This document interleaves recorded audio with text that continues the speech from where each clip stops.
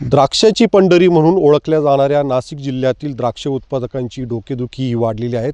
कारण की गेल्या पावसामध्ये सततचा 6 महिने चाललेला पाऊस, अतिवृष्टी याच्यामुळे द्राक्ष बागांचं मोठं नुकसान झालेलं होतं आणि त्याच्यामध्ये अनेक शेतकऱ्यांनी आपल्या द्राक्ष बागा ज्या आहेत तर त्यावर कुऱ्हाड चालवलेली होती. मात्र काही शेतकऱ्यांनी जे तर ते मोठा खर्च करून आपली द्राक्ष बागा वाचवलेल्या आहेत. आपण पाहू शकतात का या ठिकाणी द्राक्षाचं पीकसुद्धा चांगलं आलेलं आहे.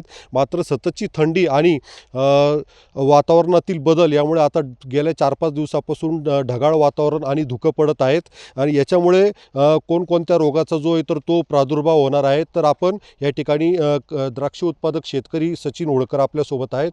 मला हे सांगा की तुम्ही किती मोठ्या प्रमाणामध्ये म्हणजे काय ह्या वातावरणाचा जो आहे तर तो काय फटका बसू शकतो, किती खर्च येतो, काय एकंदरीत सांगा.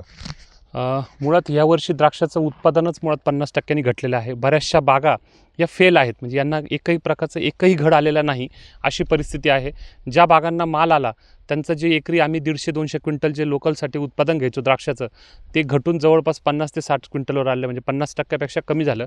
त्यातच जो औषधांचा खर्च आहे, या वातावरणामुळे जो औषधांचा खर्च एकरी 1.5 लाख पाऊण 2 लाख होता, तो आता मोठ्या प्रमाणात वाढण्याची शक्यता आहे.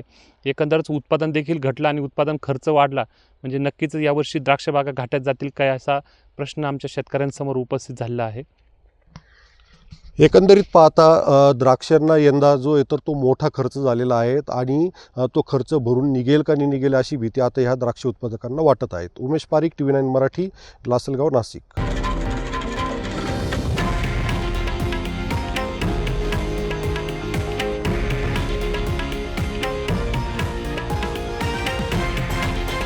हे आहे देशातील नंबर 1 न्यूज नेटवर्क आणि आपण पाहत आहात TV9 मराठी, एकमेव.